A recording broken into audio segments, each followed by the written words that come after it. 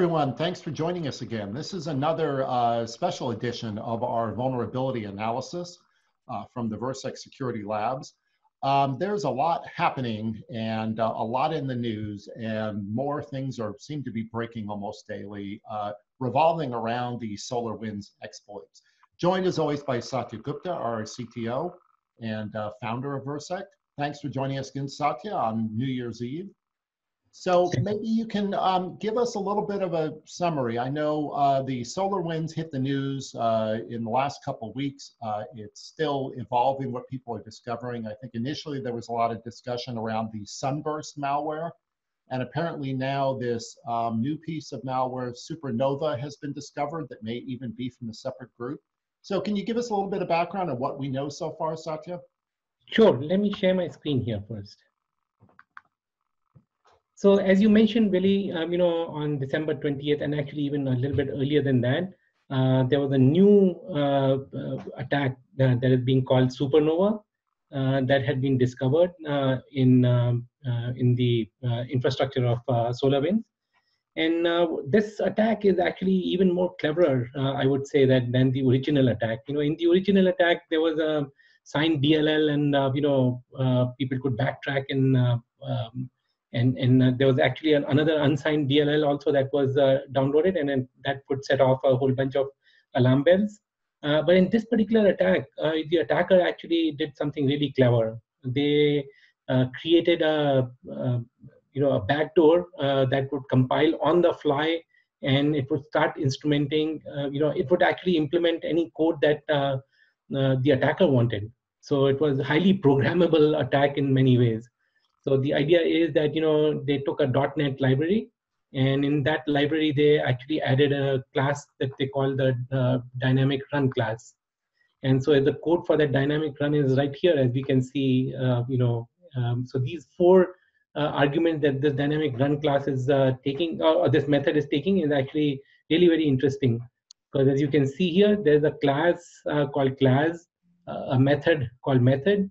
It takes an argument called a variable argument array called args, and the attacker could actually attach any code that they want, and all of this was buried inside an HTTP context, object. So in effect, the attacker was in control of all of these parameters. And as you can see here, what the attacker code did is they basically took the compiler class and actually compiled these pieces of code essentially. And they were very smart in the sense that they actually didn't end up writing this new method to disk. They just left it in memory. So it is an in-memory web shell essentially. And any code that the attacker wanted to run would be specified by the attacker, and pretty much your you have a very lethal web shell out here. So this is a true fileless attack, I guess, and also undetectable by something that would be looking at signatures of executables. Is that right? Exactly. But the mistake I think that the attacker made here, they tried to edit a file that was part of a .NET framework, and this code was inserted in the .NET framework file essentially. But had they sort of inserted it in, it's some sort of a hybrid between the previous Supernova attack and the Sunburst attack would have been really lethal. If, let's say, this piece of code that we are seeing here was inserted somehow in the SolarWinds legitimate code, then that would have gotten signed. And now there was no sign at all of any, malicious code. In the .NET framework code was not malicious at all anymore. It was the original code, but I guess it's it's a trade-off, because in many ways, if you edit this, you can change the .NET framework code here. Then every application that SolarWinds is actually hosting, or anybody who's been infected by this, will get automatically become infected, because the presence of this particular file or this particular code in that particular file makes it. And because .NET framework is used, very extensively. Very large footprint of web applications written in .NET would get affected right away. So an attack that sort of merged the two things together would have been even more lethal. It would have had no signature, nothing, no indicator of compromise of any kind. And the attacker gets complete control. They are able to write any code that they want, and they are able to create a web shell of their choosing. And that's very... So there was a mistake made, obviously, but this still may have been happening for months, right? And so far, we've only discovered ones where there was perhaps a mistake made, but they're pretty sophisticated, right? Right. And this was potentially a second group that was leveraging the same channel, supply chain channel through SolarWinds, which is even more. I wouldn't call it a mistake, really. I would actually call it, it's a trade-off. With what they did, they were able to compromise a whole bunch of other applications, but what they could have done would have been even more detectable and even more lethal. So, it's kind of a trade-off, one would say.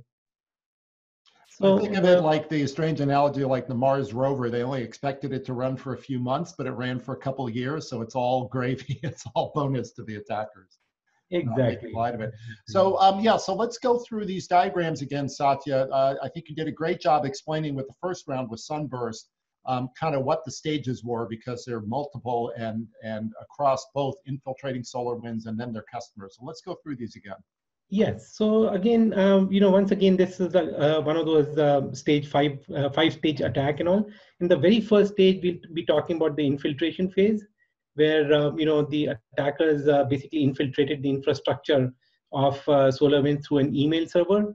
I mean, as I mentioned to you earlier as well, this is incidental. I mean, it could have been any server and any vulnerability. The main point is that somehow the attacker needs to be able to get into the network, the SolarWinds or any other company's network, and after that they get privileges that make any of this thing possible, in the exact same manner. So it's basically a form of a remote code exploitation and RCE attack, and any RCE attack is as lethal as any other RCE attack. So in this particular case, it's believed that again the vulnerable Microsoft Exchange server was used. And what they did here was that they were able to infiltrate and send it some specially crafted payloads, which will establish a reverse channel back to the attacker. And now the attacker at step 5 here would be able to send any malware to the vulnerable server. And they can send, after downloading the exploit toolkits, that will perform very specific activities like encrypt traffic or compress traffic, or have an FTP server to be able to transfer files from one to the other. So they start off these malicious processes, and then these malicious processes start sending, start performing malicious actions and all. And if like scraping the memory of a server to look for credentials and all that, there's so many bad things that can happen. It's just the laundry list can keep going. And so I know it's important, sorry, Satya, that you pointed out, and you wrote a very good blog today on remote code execution, that's kind of the real danger here, that people focus so much on the first point of infiltration, how they get in, which of course you want to know, but it's the perimeter is so porous, they're likely many ways to get in, but it's really where they're executing these RCE attacks that is the real danger. Yes. It's, if I were to make an analogy, I think we talked about it last time, is that leaving your house with a very flimsy lock, one little, you breathe on it and the lock opens up. That's how bad this RC attacks are. Okay. So, at step 8, of course, this is where EDR solutions pick up and they're looking for malicious actions. And if the attacker does, very little to attract the attention, of the EDRs kind of solution, then it can stay in, underground for a very long time. So then I believe what the next step was that they sent some forged SAML tokens to be able to shut off the two-factor authentication, because they wanted to be able to snoop in on the specific targeted person's email, content, and then they use this mechanism to shut off the two-factor authentication, because if they did not do that, then they wouldn't be able to log in and watch the traffic. And their goal was to be able to watch this targeted person or persons, so that they could actually send them, like a spear-phished email, which would install a backdoor on their endpoints. So in step 9, 10, and 11, you can see, how they were able to start getting the access over email. Once they kept on reading the emails over a period of time, they were able to develop at step 13. They were able to develop a strong profile on some targeted people. And all of this implies they had lots of time to do this carefully and stealthily. And that was just the first step of breaking into SolarWinds, right? So now we're and this is the power of a remote code execution exploit, because it allows you to stay camouflaged in the memory. There's no footprint on the disk, and also most solutions just won't be able to find any of this for any as hard as they may try. So in stage 2, as we can see here, what happened was that having developed a profile on the user, the attacker actually sent this particular targeted person, probably an IT admin, but somebody with higher privileges, so that they could actually ultimately the goal was to be able to log into a SolarWinds software release server. So this camouflaged and weaponized email got sent. The attacker, the targeted person basically, executed that unwittingly, and the reverse channel, as part of the execution, the reverse channel got set up. And then, the attacker again repeated this whole thing, of sending their own toolkits, encryption, FTP, all kinds of tools and all that are necessary for their trade. And then, they started activating specific malware. So as malware started up, it started performing local actions. And if, the EDR solutions were very smart and they had the right set of indicators of compromise, they would have picked it up, but unfortunately it didn't. So, this particular person's, one of the things that the malicious actions that were performed is to mine credentials. So there are lots and lots of tools, Cobalt Strike and Mimikatz and all, that can actually read memory, and they can actually figure out, your creds on your Active Directory, your domain creds essentially. So at that point in time, the attacker is very well armed now. They're looking at being able to go and log into other servers with this particular person with this elevated privileges. They kind of make everything. It's like providing them the door and the key for every room in your home essentially. And Satya, I know in your blog today you pointed out how most tools are either looking before the action or after the fact, and we'll get into how Versec addresses that. But I think that's really critical here, that all of these stages in the middle, they seem to be running wild here, or have free reign and dwell time for ages. Totally. So, you would have, if I had a IPS or a WAF of some kind, they would be kind of looking at traffic out here. And if they didn't find anything that was interesting, then they'd actually let the traffic through. So stage 1 is where would, these pre-execution type solution would look for. Security controls would actually try to stop at stage 1. And these post-execution are looking at trying to stop it at stage 8. So, the bad things are happening in the middle, and they completely, if somehow the WAF or the IPS and all let these malicious packets through, it's game over at that point. All of these bad things will happen. And then if the attacker is very smart, then they'll actually be able to escape being detected at step 8. Okay, so what's the next step here? Yes, and this next step was actually very interesting. So, there's a lot of rumors out there that there was a very weak password in the SolarWinds software FTP server. It was actually, somebody is rumored that it is SolarWinds at 123. But that may or may not give the attackers the privilege that they're looking for. That could be a common password with very little privileges, but what they were about to do here requires very serious privileges. So here's what happened. So they logged in into the software delivery system. They extracted the MSI, the software package, that contains all the files that are necessary for that SolarWinds update to be installed. Then what they did is they merged the Supernova code that we just saw in the dynamic run class and all into some .NET framework file, which is mentioned in the blog. And then, then they checked it back. They put the file back into the SolarWinds software delivery system. Now, this interestingly, people sign individual files, but they don't sign the entire package. So, every file in that package would be fine, but the overall package was not fine, because what they had done is they inserted this bad .NET framework file and some more code to be able to copy this file once the installation took place in the endpoint or the SolarWinds customer. Then there's a post-installation script that would actually copy that good file, right over that good .NET framework file and put this malicious version on on the SolarWinds installation or the .NET installation out there.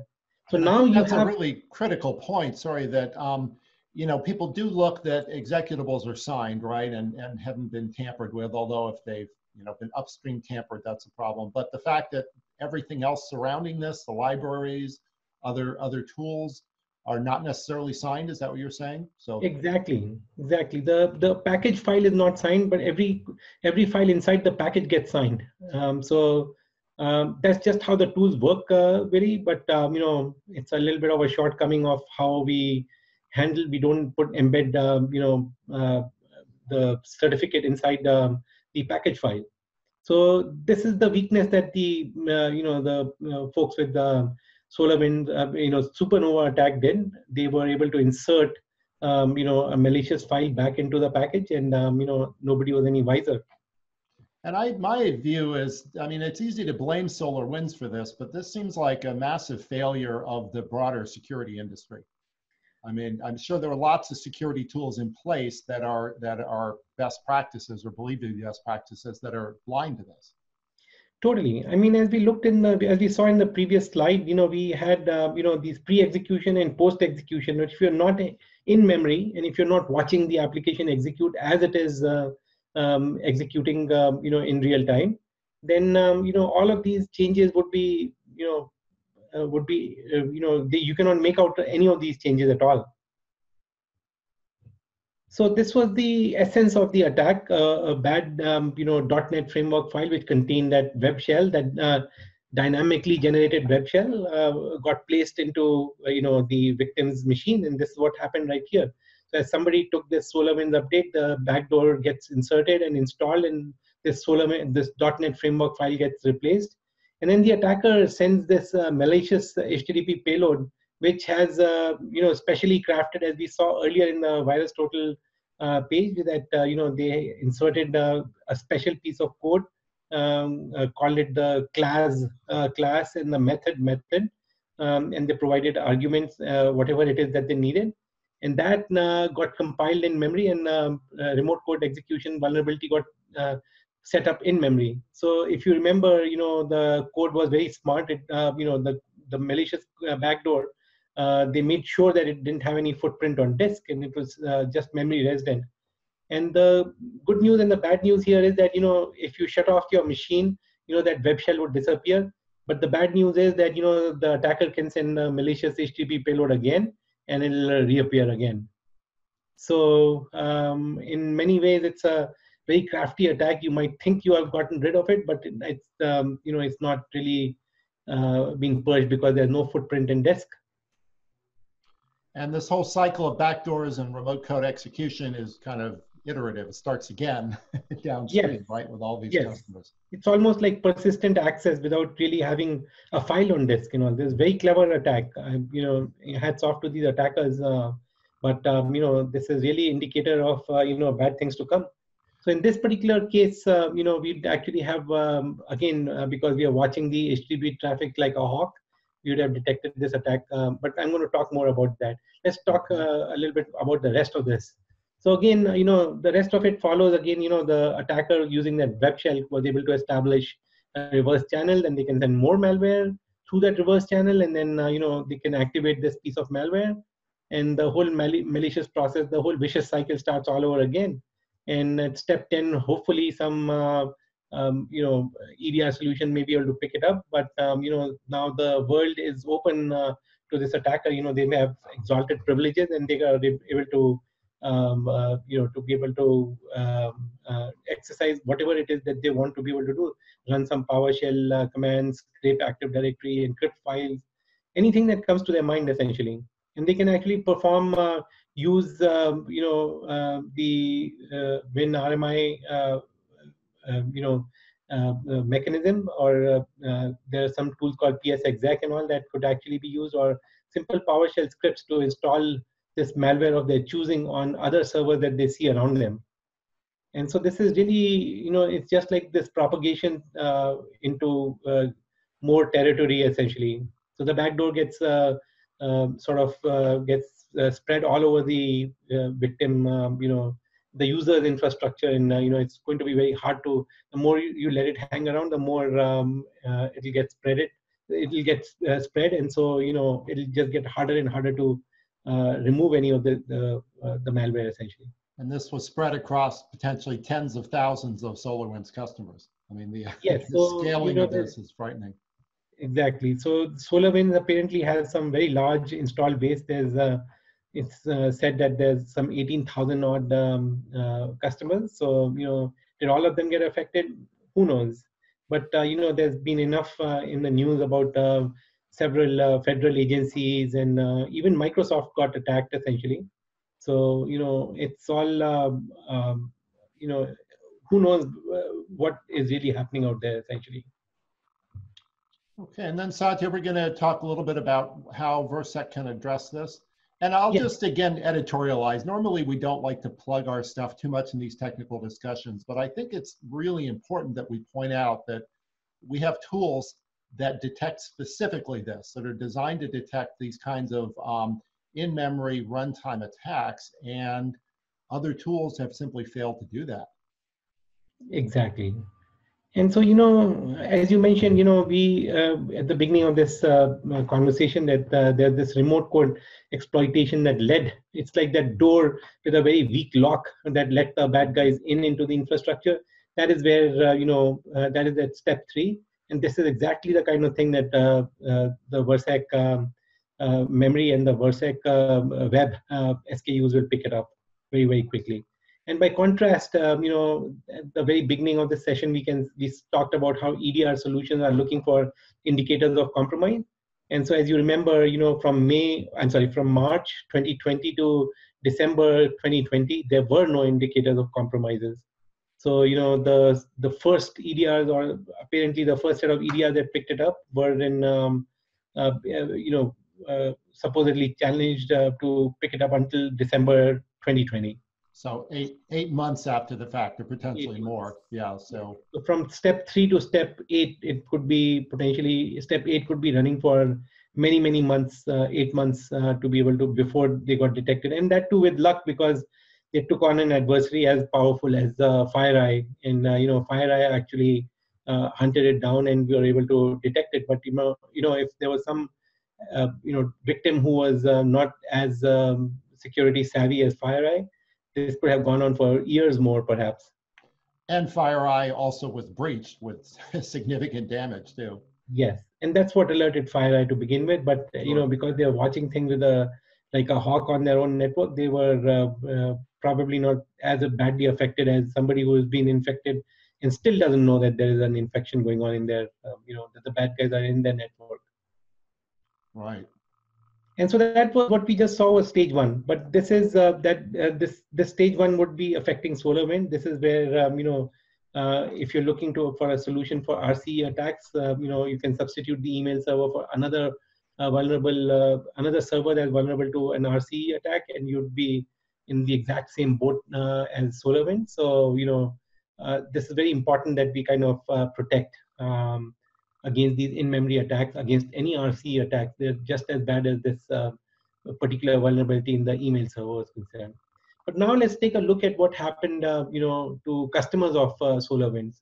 So, as we talked about earlier, the update installed an in-memory web shell, which the attacker can exploit simply by sending a specially crafted HTTP packet. So, the fact that, we actually are able to detect the fact that, this malicious .NET framework file is loaded And the fact that, at every time there's an HTTP payload that is targeting that web shell, we would have picked it up. And then again, we would have picked up this malicious process starts that the attacker is trying to set up, and to put their tools in and start communicating and perform like lateral movement kind of operations. So all of those would have been stopped by Versec. And again, any attempt to install some malware on remote endpoints would also have gotten stopped. In the backdoor on that malware, if or that other endpoint, that would have also gotten stopped essentially. And so, again, EDR solution kind of would have attempted to stop this process at step number 10. If it threw enough warning signals and all, then EDR solution would have picked it up. But otherwise, they were kind of contingent on the indicators of compromise. So all in all, this particular attack, very, very clever. Why? Because the bad guys managed to stick in a piece of code that was completely programmable. You could perform a remote code execution, and a web shell could be installed on your machine without without the attacker having to do something really dramatic out here. All they have to do is send an HTTP packet, the web shell gets installed. How good is that? Yeah, I guess that's the state of the art for the attackers now. When I think about other big events that we've seen in the last few years, maybe WannaCry or Equifax, those seem to be more a specific attack technique that then everyone could say they were stopping. Or Equifax, maybe they should have patched more. And I know we have a good story there, but this seems like so much more of a systemic problem. And the fact that we're talking now about the second whole set of attacks with Supernova after Sunburst really, I think, is a wake-up call. And we're seeing, a huge amount of anxiety and people really trying to rethink how they're securing their infrastructure. Absolutely. Another way to look at it, Billy, is you have vulnerable applications in your infrastructure. The bad guys will keep coming. Yeah. It's just a magnet for bad guys. And they will get in, and we all know this. The perimeter is porous. They'll find a way in. Most people will agree that, there's some precursors to the next attack already in your network. Yeah. So it seems imperative that we have to start protecting what's happening, not before or after, but during. Totally. And in this case, really the network being porous or not porous is not really even relevant here, because you have a web application that's kind of open for business, that keeps the doors open for business for 24/7. So the network is going to permit all of this traffic to come in. And what we have to prevent is the outbound connections, the reverse channel that gets established.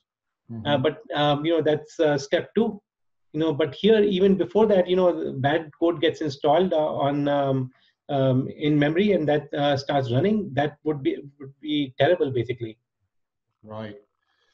All right, Satya. Well, again, another great analysis here. I know your team's working on some demos. Hopefully we can start showing some of those in the next couple of weeks. Unfortunately, I think this topic is not going to go away soon, but we will continue to publish new material to give you the latest updates, both in blog form and in videos and demos and any other way we can think that is helpful. Right. So thank you again, Satya, and Happy New Year to you. And I hope for everyone's sake that 2021 is a safer year than 2020 was. Exactly. Thank you. Thank you. Take care, everyone.